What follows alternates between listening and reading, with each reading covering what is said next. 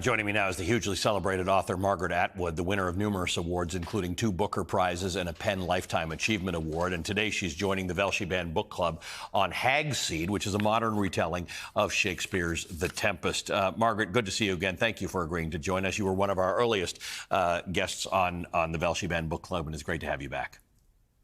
Thank you. Let's start with Hag-Seed. You wrote it through the Hogarth Shakespeare Project, a 2016 effort to retell Shakespeare for this modern audience. It coincided with the 400th anniversary of Shakespeare's death, and you included a chapter in your book on writers and writing about The Tempest. Tell me why you were taken by the play and thought about doing this retelling of it. Well, it has a lot of dimensions, but it is also the play of Shakespeare's that comes closest to him writing about what he actually did.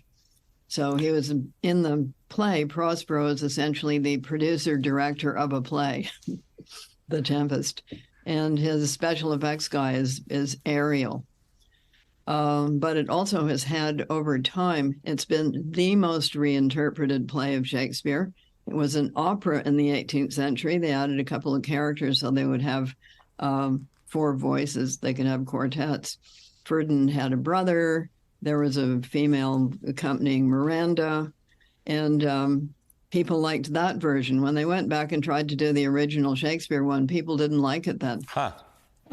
It got reinterpreted again in the 19th century with Caliban changing from a comic character, which he is in the original, to a tragic character because people connected Caliban with slavery.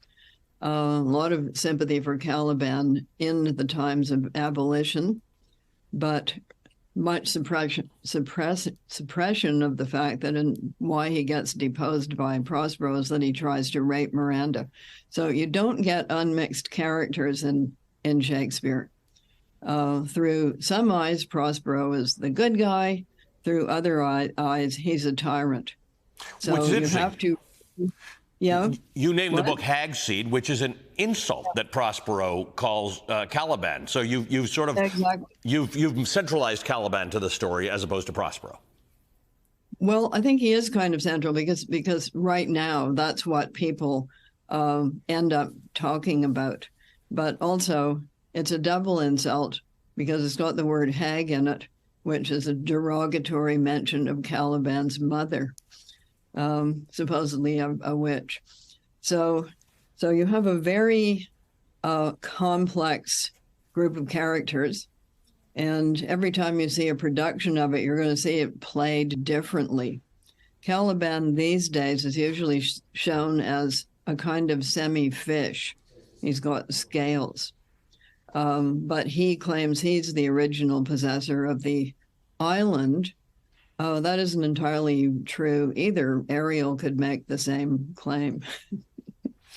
You know, I grew up in Toronto, so you were everybody's favorite author. Every Canadian kid reads Margaret Atwood, but then I get to the United States and I realize you're actually everybody's favorite author. So the best question that we always have. I'm not. Well, yeah, I think you are. And the best question one can ask of their favorite author is, who's your favorite author? You said before that William Shakespeare is actually your favorite author. Yeah, I always pick him because he's safe. But it's kind of true. Like everything writers say about this kind of stuff, it's kind of true.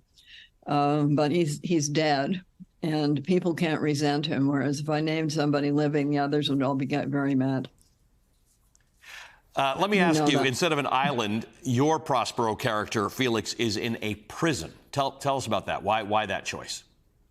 So I read the play backwards and forwards before undertaking this. And everybody in the play is imprisoned in some way at some time. And the last speech of Prospero is, the last 3 words are, "set me free." So set him free from what?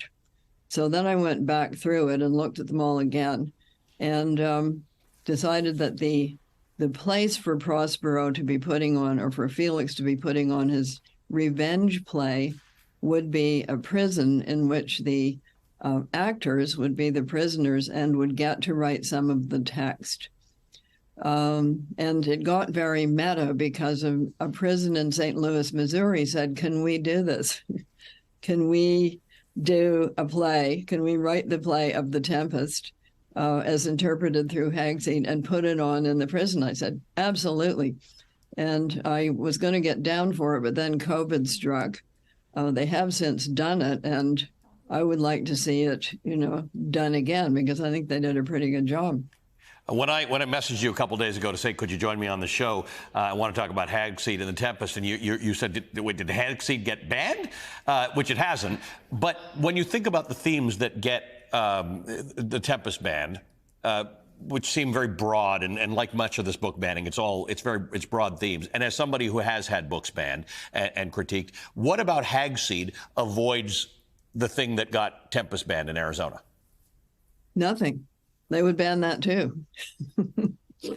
Caliban, that's actually the perfect answer. That's exactly right. Yeah, exactly right. Because what the banning seems to be about is, let's not have any awkward conversations. So I realized sometime later, after I'd been through high school in the 50s, that the reason we had mostly 19th century and 18th century texts was that there wasn't any overt sex in them.